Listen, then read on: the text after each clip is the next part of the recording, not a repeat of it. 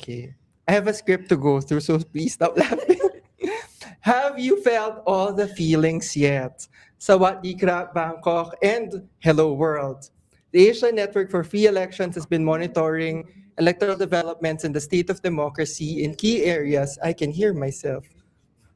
Key areas in Asia where actions to push back against democratic backsliding have been noted. In the first quarter of 2026 alone, ANFREL deployed international election observation missions to elections in Thailand, Bangladesh, Nepal, and elections of Tibetan diaspora communities in India. These elections have offered lessons about the challenges and electoral stakeholders continue to face in upholding electoral integrity, but more importantly, most of them displayed glimmers of hope and resilience towards democratic consolidation. Throughout ANFREL's engagements with these elections, we've invited guests on the show that have provided valuable insights on the democratization processes in these countries and lessons the recent electoral exercises offered towards regional standard setting, this is a very long sentence, and democratic norms building, as well as national cooperation and collaboration among various electoral stakeholders. But in this episode of the Election Observer podcast, we are turning the tables as we talk to the people behind the scenes, where they share anecdotes and reflections on these recent engagements through a light-hearted conversation. Can we zoom out the camera, please? We have a camera person today. This is a first. We're elevating the discussion. Please say hello. Hello, I'm your host, John Antiquera, and we are live via ANFREL's Facebook and LinkedIn pages, as well as via ANFREL's YouTube channel. The episodes of the Election Observer podcast can also be streamed later on Spotify and Apple Podcast. I usually introduce the guests before we go to the discussion part of the show. But for the first question, I'll let you introduce, of course, yourself. And as you know, I think this is not the first time that I've asked the guests to introduce themselves. But as you know, when we let the guests introduce themselves on the show, it's a little bit complicated. You know, the premise of the introduction activity is that I was thinking of, as I've said earlier, I was thinking of a mukbang episode, but maybe that would be for something else. But so my first question for you to introduce yourself is, prior to the invitation to this episode, we asked you to bring your favorite snack from your home countries. As a way of introducing yourself, can you share with us what you brought and what the snacks tell us about you? Okay. Thank you very much. My name is Ayan. I'm the program officer for ANFREL's governance and electoral reforms pillar. So with me today, I have brought dal bhaja, which is also known as basically fried lentils, fried dal. I have absolutely no idea how I can introduce or describe myself with this snack, apart from perhaps two things. Firstly, my voice is just as fried as the snack itself because I have really bad cold. I just came back from Hajj and I caught something. And secondly, I'm just as bald and round as the snack itself. So I guess those two would be the best two ways to describe myself with the snack. Thank you very much. Hi, I'm Tarindo Berat, the Senior Program Officer for Campaign and Advocacy in ANFREL. But actually, I didn't bring any snacks. I couldn't find any snacks. This is the only thing I had. Now I'm trying to describe myself with this. Why are you a tea? Strawberry tea. Yeah, I have like strawberry and mint both, but this is black tea, right? But with flavor, you know. You're the one So who brought it let up. me. We didn't say anything. So because the tea is bitter, I think I'm also bitter, but it can come with flavors as well. You know? I think that's a best introduction. Rana, what did you bring? Thank you, strawberry and dal bhaji, dal bhaja. Strawberry. Yeah, so yeah. Thank you. How about you, gulab jamun? Even I am not really prepared to introduce myself through gulab jamun. Yeah, so I am Manjesh Rana, Senior Program Officer, mainly responsible to deploy International Election Observation Mission. I got gulab jamuns from India and sweet, just like me. They don't agree because I have the second part, which is that they are best consumed or you like them more when you have it at the right temperature. So just wait for the right temperature So what's and the you'll, right you'll find me temperature? sweet. What's the right Depends on the temperature? occasion. John should ask If the you- question. If only the camera could see my facial expressions. No? So gulab jamun, signing off. Okay. What did you bring, Riza? Thank you, Gulab Jamun. Gulab Nice- jamun? Nice to meet you, doll and strawberry. Now I have pulveron. Disconnected. Wait, Riza, the camera disconnected. Oh my god. But we have the audio. We have my camera, but wait. We have the audio, of course. Gulab jamun was seen. Wait for a second. They can only see my face right now, which is weird. So we had gulab One or jamun, two will be like. strawberry mints, and what are the lentils? The dal. Dal. Wait, Dal baja. You have it with beer, right? we will. No, just You have it Yes. with tea. So we're back, We're Riza. back. Yes. So I brought pulveron.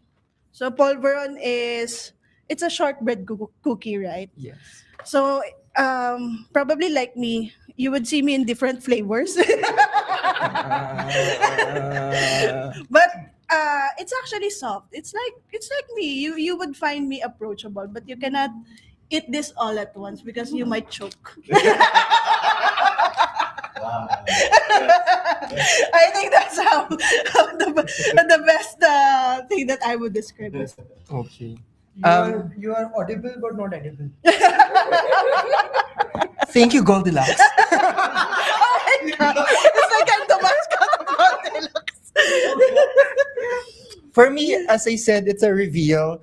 I actually Ah. made what I brought today because Oh, wow. you know that I stay here. I brought pandesal. Pandesal is a Filipino breakfast bread. You eat this specifically for With corned breakfast. beef. I woke up at 5 in the morning today just to make this. You made the pandesal? I made the pandesal. Oh, really? That's why I said it's a reveal. Oh. So pandesal is a bit sweet, it's soft, and it's also a national icon. Just like me. I'm soft, I'm sweet, and I'm also a national icon. So I brought pandesal. I'm also not branded because I'm unique. This is not sponsored, guys, for all those watching today. Okay, Goldilocks. How should we call you? Pande? Pandesal. Pande John. Pandesal with cheese. Wait, this is turning into a joke. Go ahead. Okay, for the next question, thank you for introducing yourselves. But nobody could beat strawberry. It's flavor of the day. Strawberry on the packaging. Okay, for the next question, I hope we get through this without losing our breath. One particular aspect of our work that grounds us, this is a bit serious now, grounds us as much as informs the work we do is, of course, our field work. As election observers, we get to talk to people of all walks of life and get a better understanding of what elections mean for them. As the theme of the episode is about anecdotes and reflections, can you share a particular anecdote that has struck you from the recent election observation missions that we've had, and why does that resonate with you? Let's start with Goldilocks. Probably the last one. Oh, I'm serious now. The election observation in Tibet. In Gulab Jamun's country. No, I felt the spirit in Tibet. I mean, observing the elections in Dharamshala, actually, it made me realize that elections is not only about election procedures and different technical exercises. Because I personally encountered there the fight because of their struggle, the Tibetan struggle. So they're actually advocating for their identity.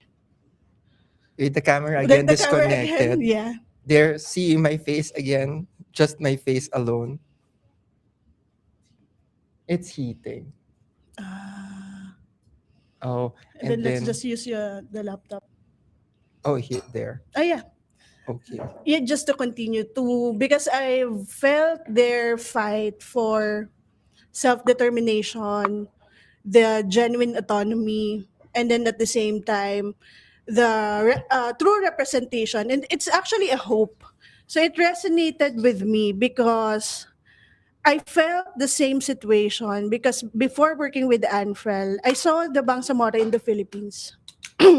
So the same spirit, the same, not actually the same struggle, different depth of struggle, but at the same time, it resonated with me because of the struggle and the same advocacy. Because I worked for BARM for almost a decade, so it's actually very interesting and actually very helpful for me to better understand what's happening in the Tibetan context and the Bangsamoro context. So yeah, no, it's back. Apologies. No, we are having some technical difficulties, but you might just hear from them and not see them. We're trying to fix the camera. Yeah, Yes. Again, I'm here. yeah, we can continue.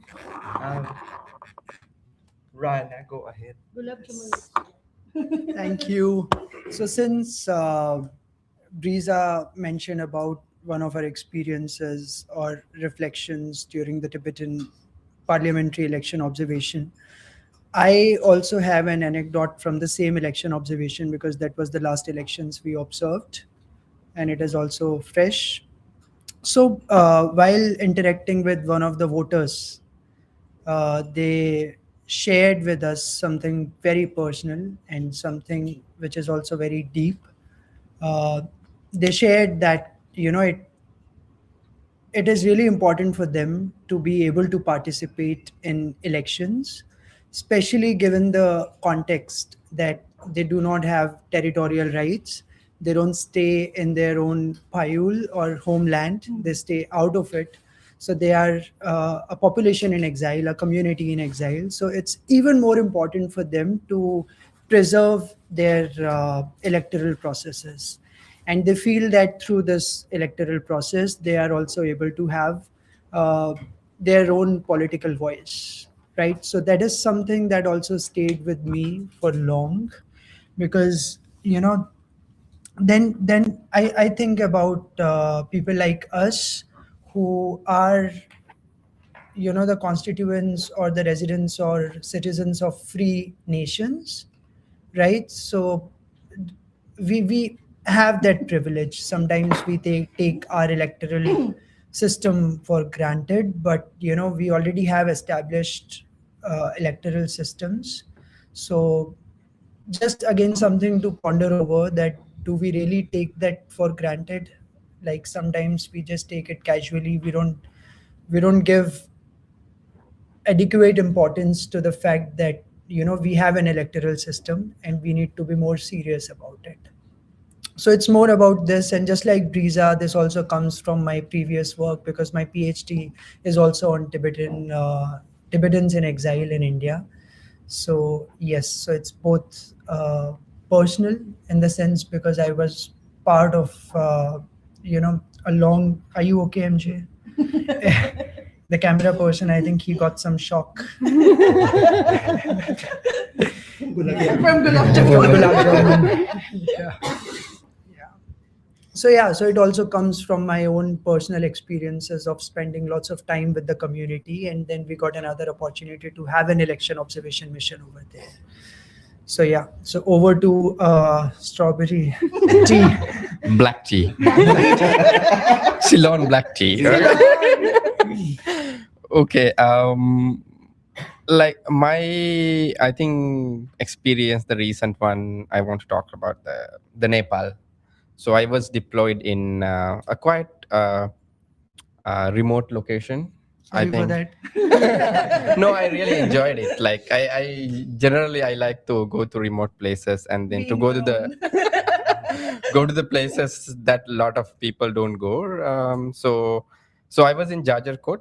That's one of the hilly region in Nepal, that also struck with a very big earthquake couple of years ago. So when you go to certain part of that district, so you see still there are a lot of people who are they are IDPs, internally displaced people, because they lost their houses and everything because of this earthquake. And then I was able to talk to some of these people, and then it's really interesting to hear from them. Like even after they feel betrayed by the state, that they were neglected because they are not close to the big cities. It was very hilly region, and then they lost everything, and then they are still surviving, but still they have hope for the elections and democracy. When we go and ask from them, like whether you are going to go vote, there are a lot of difficulties, some of them, that they because they move from one place to another place, that they have to go back to their original place to go and vote. But still you can hear from them, like there are some hope about this electoral processes, no. So like the same thing that Rana also here Gulab mentioned jamun, earlier, not Rana. Gulab Jamun also he mentioned earlier, that sometimes we take things granted, right? Like so even though we have very difficult situations, some the people still believe in these processes. At the same time, another thing that I also realize, again the same region, that the the effort that election officers, even the people on the election day to go to vote, that they have to walk like several hours in mountains to just to go and vote on the election day. And then the election officials to bring all the materials all the way up to the mountains, just walking, right?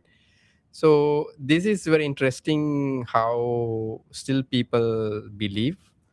And then I think it's also very much important for, at the end of the day, for the governments, no, like to deliver, to make the people keep believe on this, because that's the thread. And that's a very important part of our democracy, the trust towards the process, the electoral process, and then the institution as well. Yeah, I'll pass the mic to the Dal Baja. Thank you, Mr. Silonti. So yeah, I'll also speak about this one time during my short role as an observer, as a long-term observer actually, during the Nepal mission that Tarinder also mentioned, and it's also sort of similar to what Tarinder mentioned in terms of hope, because out of the three areas that I was deployed in, one was Bake in Nepal, and I was able to speak with some individuals from the Tharu community there.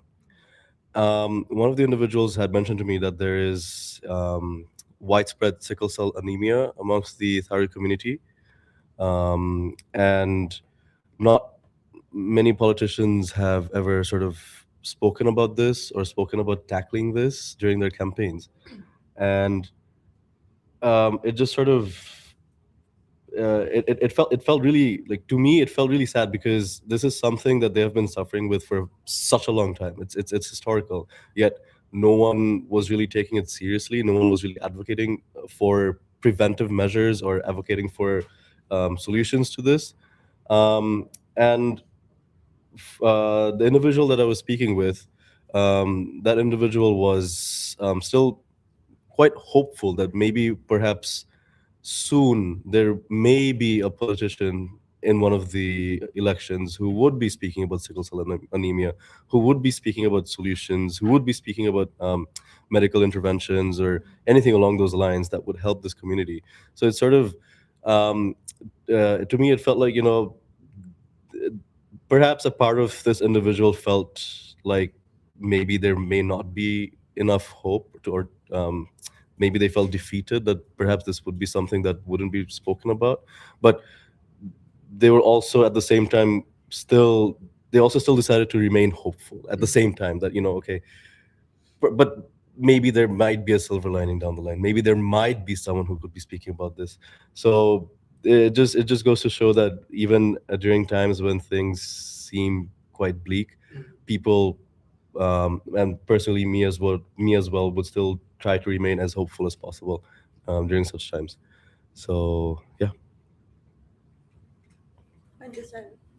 Yes. No, I think just from what you said, a lot of people still have hope about, and no, I wouldn't say necessarily trust, no, but really hope about that process such as an election could bring some change. And that we see this in the electoral turnout, the voter turnout. There's still a lot of people who continue to vote, but that, of course, whether that hope is met with maintaining the integrity of the electoral process, whether candidates really fulfill the promises that they say during elections, of course, it's a different discussion. And that we, of course, don't want to see the day when people stop hoping and believing in it because precisely because the processes, the people who contest these elections, the people who organize the elections have failed to really address the issues and the challenges that have been ongoing, the emerging challenges as well in the electoral process and overall in the democracy of a country. But it's nice to hear that there's still hope from people. I would offer a different answer to my question because I realized in the last elections I haven't been an observer. I've always been the communication officer of the missions. But that I wanted to say, I think you've paired me with Rohana for several elections already during election day. And that for me, my takeaway is that our work is really humbling. Somebody like Rohana, who's a boss, who's the head of a mission, is still out there observing elections, doing the same work as any electoral observers would do, which is to go around the assigned areas, observe the elections, no matter how hot it is. That's why I've put in the question there that it is quite a grounding experience for every one of us, because no matter where you come from, our work remains the same, and our commitment to the work is as good, high as everybody else. And that it doesn't matter if you're the boss, if you're a regular staff, or if you're a contracted coordinator. Everybody goes through it because we believe that our presence, our contribution, also adds to the integrity of the process. So I think that's my takeaway because I haven't been the observer, although it's nice to hear people, of course, and come to talk to people. No, would you have? I have last two questions because there are a lot of us. But would you have anything to add about that? I know it turned around from laughing to something serious. No, probably that's the very essence of the elections. Because when you're voting, everyone is equal. You're entitled with the same vote. So the same goes with the function and responsibility that we are doing. So yeah, and actually it resonated very fast with me, with the very essence of elections. So that's my takeaway from Pandesals.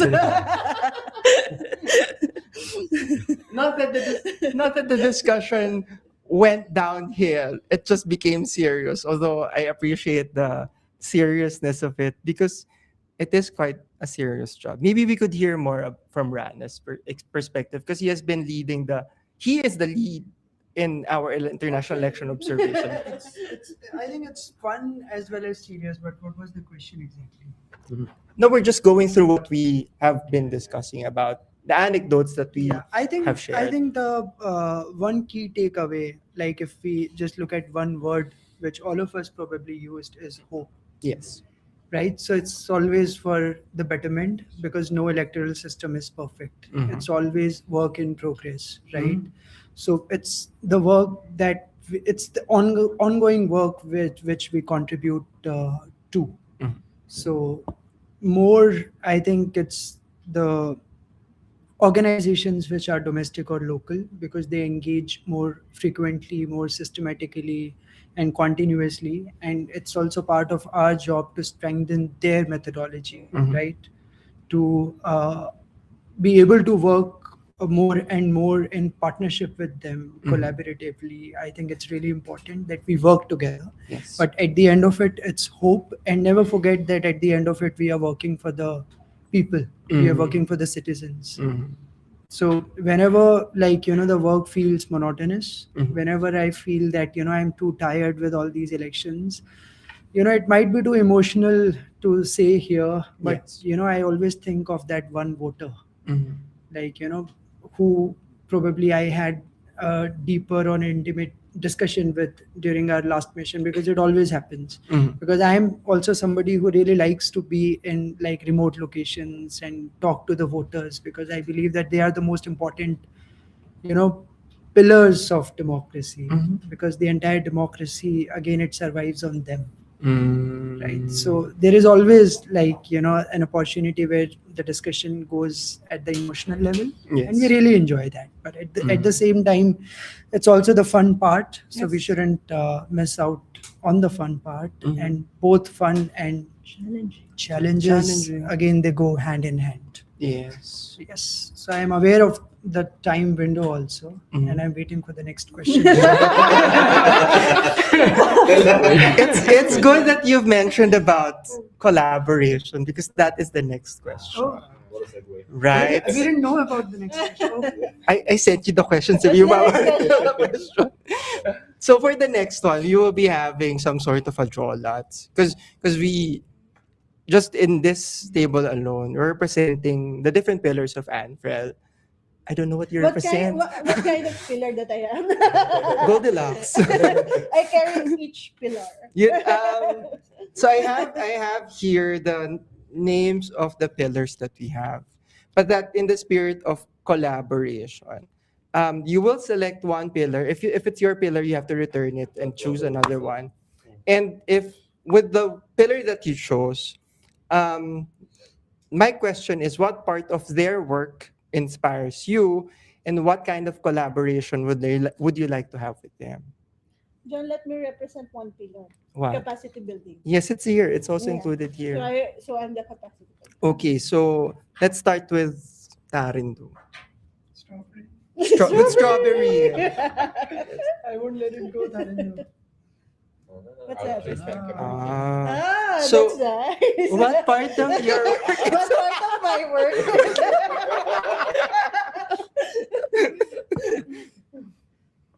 Give the mic. Yeah, they inspired me. I mean, outreach and communication, like it's something that always be with all the other pillars, right? Yes. Whatever we do, let's say, for example, campaign and advocacy, or the election observation. So it's always connected. And then whatever we do to amplify our messages, Yes. to reach out to the people outside. So it's the communication. It's very much important. Yes. I think one of the thing that I inspired from the outreach, what we do right now, the podcast series that you've been doing, because so easy, it's because let me explain. No, I mean it's also like it's a way to reach out to people, like talk to different people, and then getting the different opinions, and then create a discussion about it, right? So we can write. We have many reports, but we really don't know whether people really go through those reports, right? Like sometimes whenever they want to look for some like information for the for something formal that they may go through it. But when you sit down with the people and then talk about different issues in front of the camera and then looking at it, so you can see it's a very a nice expression, you discussion, right? It's really, I also like earlier mentioned, like like talking to the people and then getting their opinion, and then it's also when you sit down with a group of people and then have those discussions, you also hear different views at the same time live, right? It's that's yeah, I think that's what I like about outreach. Yes. And when it comes to Collaboration. collaboration, we did one collaboration. We have done a lot. Yeah. No, I'm talking about a particular one, the one we did with for Myanmar. Uh-huh. The series, yeah, The let Let Me me Explain explain series. series. So that's why you Uh, said let me. So that is one of the, I think we should do some more things, because it's very focused, Yes. that we talk about a different topic, and then that we within very short period of time that um, we can give our message to the public. That's something that I really enjoyed, and then among the many things that we did, one of my favorites. Yeah. That was actually good. Yeah. Let me explain. But then, yeah, I would want to add to that we've collaborated with your pillar a lot. Yeah. Even on the podcast, several of the episodes were in collaboration with the advocacy campaigns and advocacy team. So, yeah. Next is Ayan. I saw that coming. Choose one, please. This one, yeah. Then you chose yours, no? International Election Observation Mission. Ah. Okay, That's a good one. Mr. Gulab Jamun. So, IEOM, it's of course, one of the main pillars of ANFREL, and the fact that there are elections happening almost every single year, if not every year itself. The fact that you have to sort of sit down, go through the context of each of the electoral systems in each country, prepare the concept notes, prepare the framework, prepare the mission itself, who gets to do what, who gets to go where. It's truly inspiring, the fact that there's so much work involved in managing and handling and also organizing these election observation missions. And like it's truly just hats off to you for just the amount of energy, the amount of dedication, the amount of work, and the amount of research that has to go into doing all of these.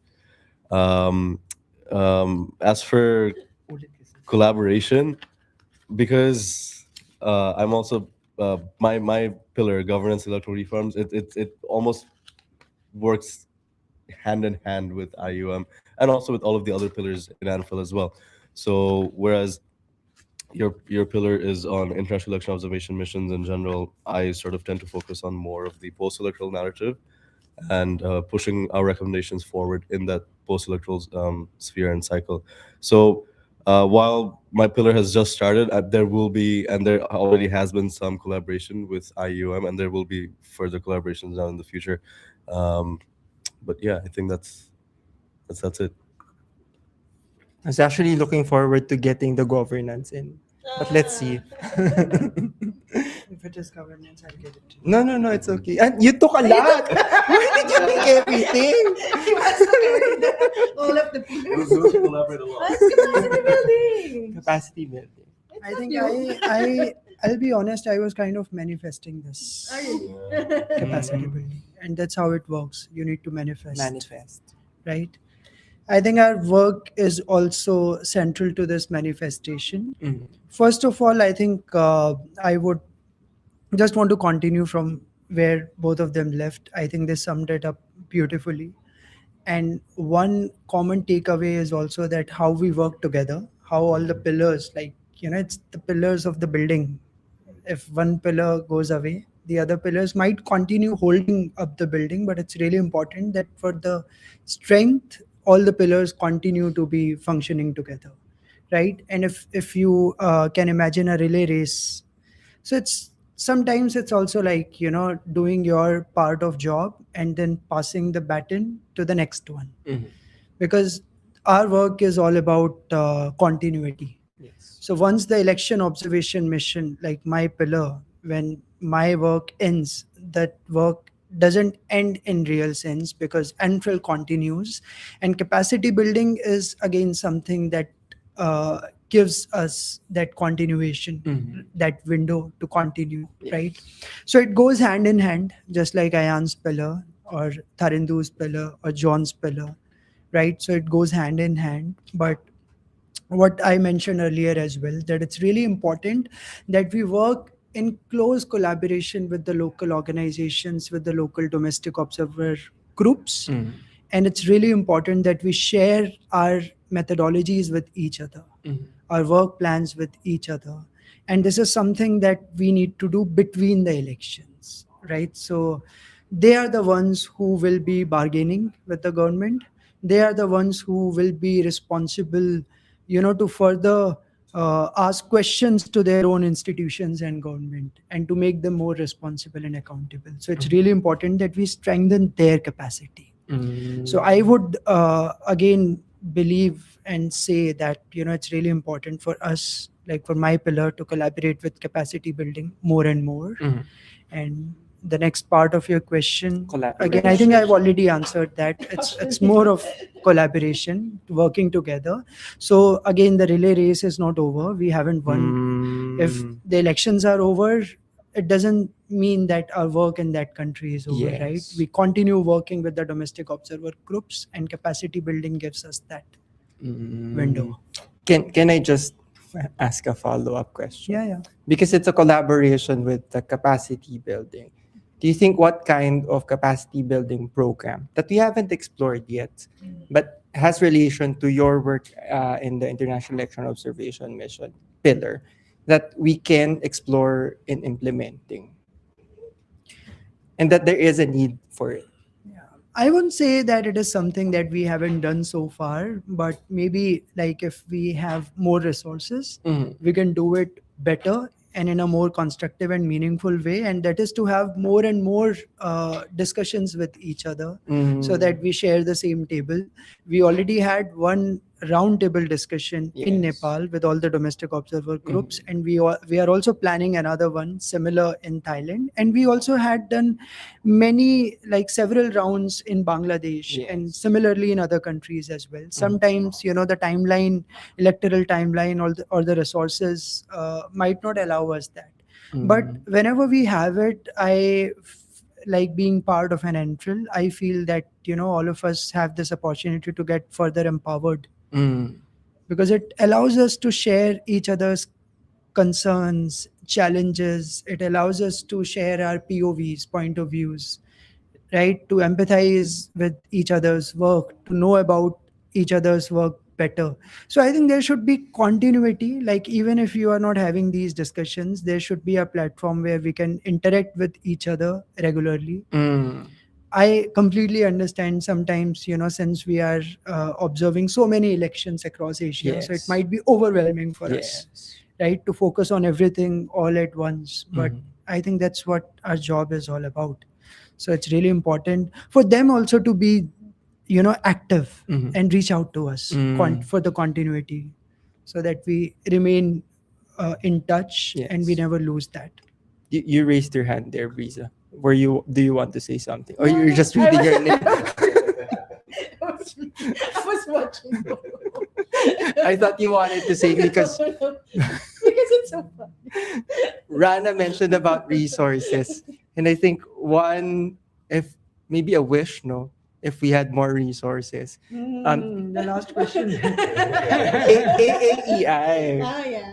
right? There should be another. That we continue AAEI because it has been part of our international election observation missions, where our fellows from AAEI were able to observe the elections. So it's about, as Briza has been saying, banking on the future, right? So that connects the two of you. And as John, well. sorry. Yes. Also, I think it's really important to add new people on that table.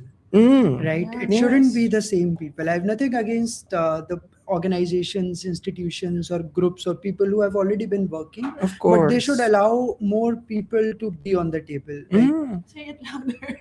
it should be more representative, Yeah. more younger voices, voices from all the sectors that we keep talking about. Like even Yes. in our reports, we talk about better participation, better representation. It Uh-huh. should reflect, like, from in these organizations as well. That's true. Each organization should look within and see whether they are actually representing the voice of the people or not.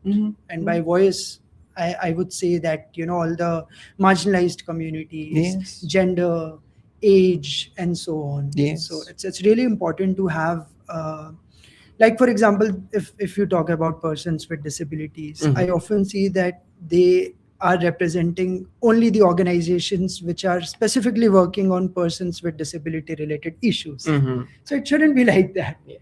They should be part of like all the true. organizations, Yeah, right? that's So true. similarly, people from marginalized communities, if you look at Nepal, if you look at Sri Lanka, if you look at Philippines, Thailand, so we know that there are so many marginalized or vulnerable communities and they need to have their voice on the table. So within us, let's be more representative, Yes. right? This is the camera. Say it to the camera. Yes. So try to be more representative. I'm saying it for the third time. So yeah, so I think that's the key word. I keep focusing on the keywords. After hope, collaboration, it's representation, Representation. Inclusion. No? inclusion, Yes. inclusion. Riza. You should go first. No, you. I will give it the campaigns and advocacy. That was the only one left. No, There's alliance another pillar. one. Ah, Oh, you get what you Yeah. want. Manifestation. Manifest. So I'm representing capacity building, right? The question is, what part of your work inspires capacity?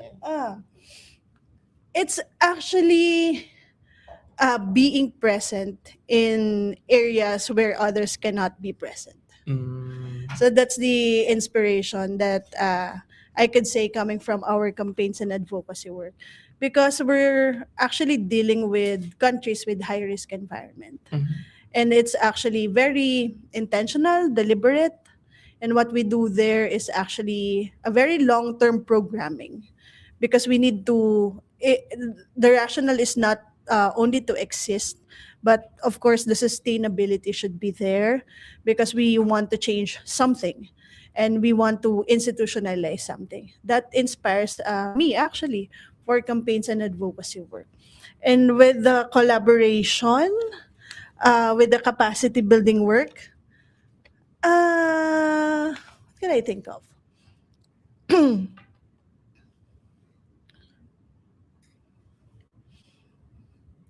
Probably dealing with because in the context of high risk environment, no, probably the collaboration or sustained collaboration in maintaining the existence of our members there, because they're also being targeted online or in person by different kinds of challenges or attacks. So that's one way of collaborating with the pillar for campaigns and advocacy. So it's a capacity building for actually strengthening domestic observers, at least on that particular high risk environments. Yeah. I wanted to add there that because it's Advocacy. campaign advocacy and Capacity building. capacity building. Maybe this is something that we do, no? The promotion of citizen observer rights. Yeah, definitely. Right. And that, of course, there are, as we know in the areas that you've covered, maybe Tarindo can also add to this, that there are organizations that lack capacity and that there is really no enabling environment for them to be present in those areas. So that's a good combination. No? Maybe Tarindo can add more. Yeah, I think something that we also did, like building their capacity. Also, that's something like, for example, in Bangladesh, and then some other places also. What did, like, when you have a lot of challenges from the outside, especially repression, and then you don't have basic freedom to do your activities, right? So something that lacks there the trust. Mhm. So something what we also did in Bangladesh, like to facilitate, to build the trust Trust between them. building. Yeah. Not only in Bangladesh, we have also done in the other places as well. So it's also part of the capacity building. And then like what we did, also connecting with what Rana also mentioned earlier, like about their methodologies. So the methodology is also changing all the time, Mhm. right? And then new technologies coming in. So the ones so as a network organization for us, so we interact with different organizations in the region who deploy different methodologies in different environment. Mhm. So where we can also bridge as a network organization to bring those experiences to the other parts. So where it's something that we are currently doing, Mhm. but there are a lot. Sustain. Yeah, Should be we sustainable we as can well. do a lot more in the future. Yeah. The- Eating. yes, this is, as I said, I imagine this to be a mukbang session. So please try my pandesal. Yeah, I will try that. I'll try butter with cheese. So my, of course, the remaining one is, and this is what I That one is wanted, which is governance and electoral reform. No? Of course, this is something that's new for ANFREL, and that it is a recognition of the gap in the work that we've been doing for the longest time. ANFREL has been around for, and I don't know if people have realized, no, we're celebrating our 30th anniversary next year, Oh, I right? didn't realize that. Oh, okay, yeah.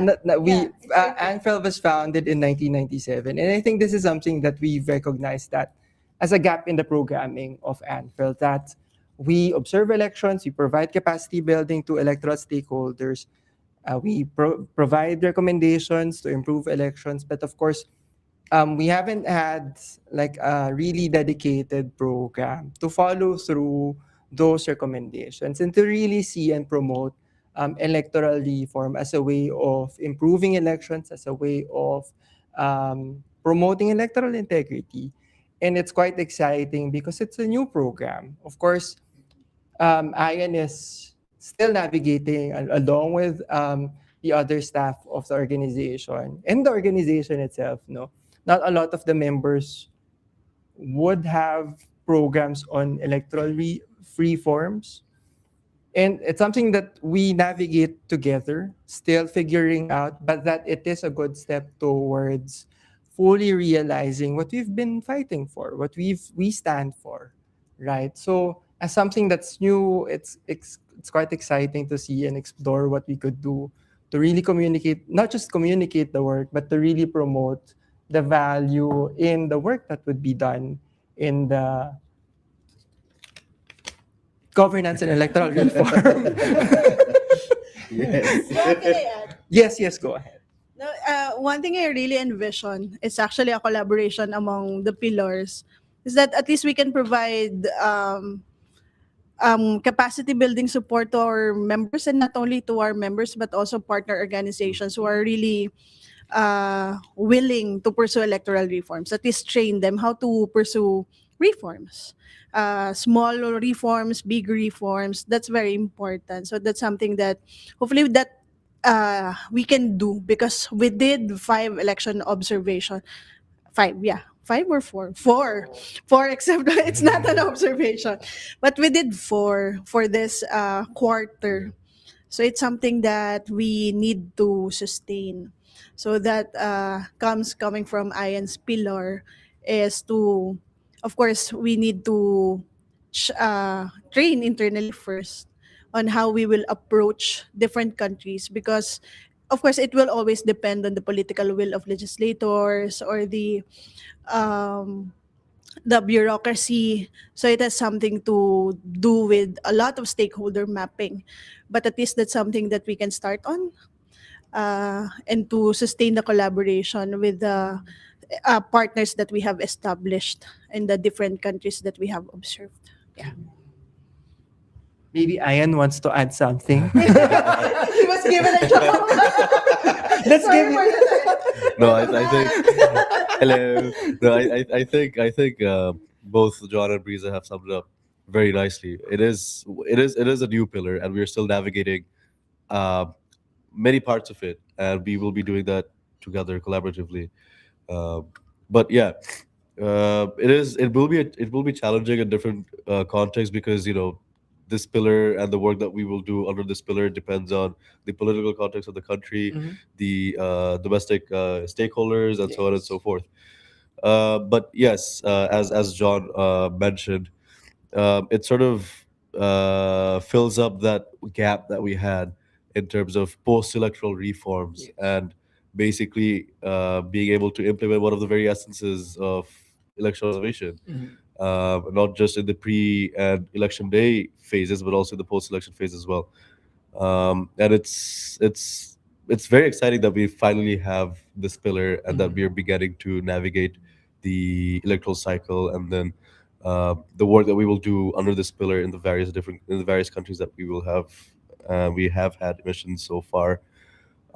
So I'm truly looking forward to navigating through all of this to see what comes out of this pillar, the work that we do, and to be able to collaborate with all of the other pillars Yes. for this governance electoral reforms. I think I understand now why the camera overheated. Because it's hot in the room. Yes, Rana, you wanted to add something. No, I just Someone adjusted the Yes. temperature. I'm, it's hot. no. I just wanted to add that maybe this is the sign how we got these chits. Uh-huh. Maybe we should start like this only. And this is quite Mm.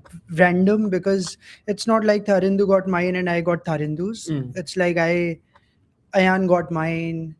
I controlled got it, Joe. I got Breeza's capacity building. Breeza got I think Tharindu's and Tharindu got yours Yeah, and yeah. you got Ayan's. Yes. So it's like this is how we work. Mhm. We connect with each other, all of us. Several permutations and combinations. Yeah. But this is the sign. Maybe we can start with this. So like for example, Ayan can begin with like more intense, in a more intense way. It's a new yeah. Sweeter gulab jamun. Okay. Sweeter gulab jamun, but let's not forget strawberries, guys. Strawberry. Yes, thank you, Gulab Jamun. So we All have the come. snacks need to collaborate with each other. We have come down to the last question of the episode.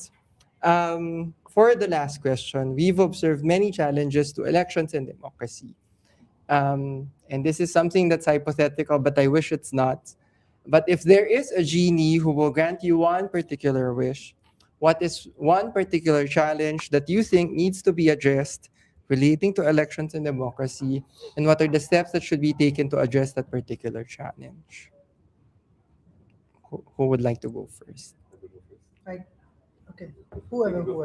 No, you can go first. I'll let the new pillar go first. Okay. Perhaps it just popped into my head right now. So I would probably ask the genie to get rid of muscle power in elections, especially on election day itself, because it's something that is prevalent in almost every single election Yeah.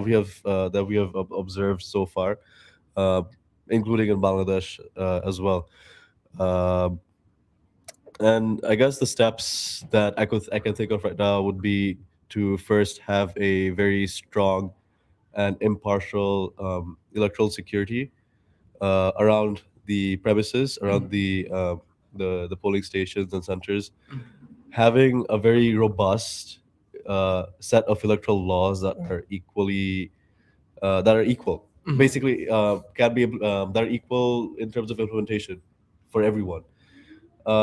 Having a very rapid response sort of complaint and resolution mechanism that is easily accessible to anyone who would like to file a complaint regarding the use of muscle power in elections on election day. And also, a just had the last point in my head, and it. No, I think I'll just stick to those 3 points. There are obviously a lot. No, You have many. There are many No, many but- points to this as but well. the next question to that is really what are the particular steps of Yeah. wish steps? So Yes. yeah, I'll just stick to those 3 steps for now, and then just pass the mic along to whoever would like to go next. Maybe we go to strawberry next. I think for me, it's about letting people to take part in the process Mhm. as much as possible. Like more about inclusion, like because we know there are a lot of people. The people who wants to willingly, like to take part in the process to go and vote, not just voting itself, like like the participate in their political life, Mhm. so that they are not able to do that. There are different reasons, because there are some they were excluded from the process, or sometimes it's a distance. Mhm. Like one of the very essential thing that I personally experience, because I'm away from Sri Lanka most of the time. So if I want to go to vote, I have to go Have all to the go way home. down. Mhm. There's no process for me to vote from being in Bangkok, for example, right? So like that, there are a lot of people are excluded from the process. So I think if we can bring all the people, like these opportunities to the people, I think that's the best what we can do. If Genie can, because to make those changes, mostly there's no political will. For example, again, the same example about Sri Lanka not giving the voting rights to the people up away from the country. So I've been doing some research earlier about it. Like I doing the entire thesis about it for my masters. I haven't finished yet. So one thing that I realized, it's all about political will at the end of the day. Those who are in power, right? Yeah. So if can do something magic, to change their mind to for that's the best thing. But you cannot do magic, in the reforms. But it's yeah. Yes, yes. Incentives, how you put incentives. Yeah, so that it's a step by step process, but yeah, that's what I want. I remember my last 2 points. Yes. Yes. The last 2 points that I wanted to mention were holding the political parties accountable when it comes to their members using muscle power, the candidates using muscle power on during elections, and also having adequate levels of punishment, like proper punishment against those who have been um, who have committed this offense, this grave electoral offense, who have subjected voters to the undue influence through muscle power. So yeah, that's just this one. Okay. If I have an extra wish from the genie, I'd wish that you finish your masters. Yes. Agree. Yes, Gulab Jamun. Maybe Genie can write. Good name, no? Gulab Jamun. We'll call you Gulab Jamun from now on.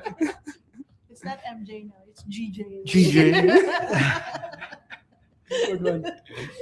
I think firstly, to be very honest with my viewers, if Genie actually comes, I might not be talking about all of this. But you have a condition, right? Like it has It's a election specific Genie, Yeah. right? So yeah, so I think probably my first wish will be to give me 2 wishes or more than one wish. did you watch Aladdin? Yes. Yes. You know what happened when you wish for more wishes, right? So yeah, so if like to this election specific Genie, I think I'll probably ask that the democracies can be more open, especially to election observation. Because election observation is not just about election observation is not just about being critical about electoral processes. It's also like more of how do I say, peer learning, we learn from each other. So it's important that they open their electoral systems for outside perspectives. Mhm.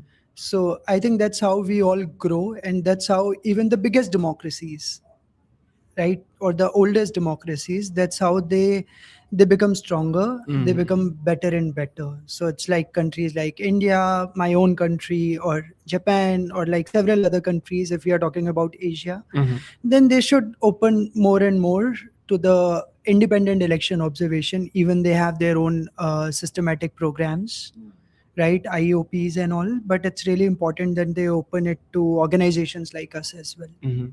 right? And even the ones who have already opened, they also need to uh, open it more, Mm. right, to the entire electoral cycle, Yes. right? Like, don't open just a window, open a big door, Mm. because there should be nothing to hide, and they should be open, like, with regard to the different stages, because in some countries, even if it is allowed, it's still restrictive. Mhm.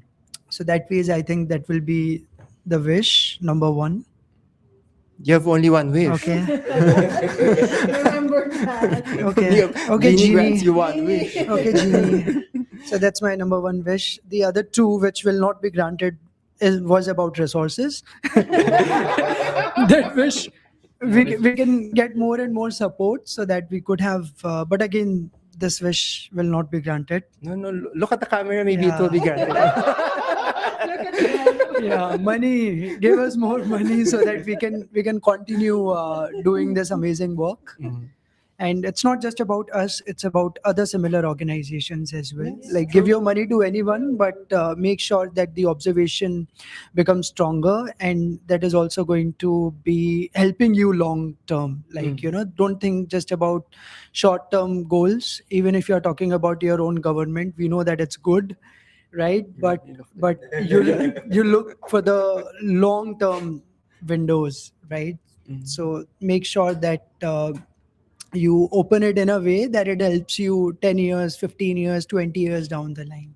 So You also don't do think this in just front of the short term. camera. No, I'm talking to the moderator heart. also. It's like, This, we love you. yeah, I love you. It's good that But yeah, so open up and give us more money. Yes. Yes. And I'll meet Ginny separately for other wishes. I'll pass it to both of you. Goldilocks. Goldilocks. The question is Wish. one particular challenge, no, Yes. that needs to be addressed. Uh, it's actually lack of accountability Mm. with the countries that we have observed, because with the at least with the decline of trust Mhm. in democratic institutions and the increasing political polarization, it's actually a symptom of deeper accountability gap. Mm. So for me, that's the challenge that I want the genie to address. So for me, of course, accountability is not only that you would see someone is being punished and will go to prison. You also check the system, Mhm. because if you put the person to prison, but it doesn't say anything about the system that you will be implementing. Mhm. So at least with the system, you also increase the perception of accountability. So the people will be more aware. The people will not be afraid to report. So the institutions will function better, because it's not about just it's not about playing the politics anymore. So because it's like that right now. So who's in power, you have that greater confidence to destroy the institutions and bureaucracy. So yeah, that's the challenge that I want the genie um, to grant. And Mm. then what are I mentioned about these steps, don't not only about putting someone into prison.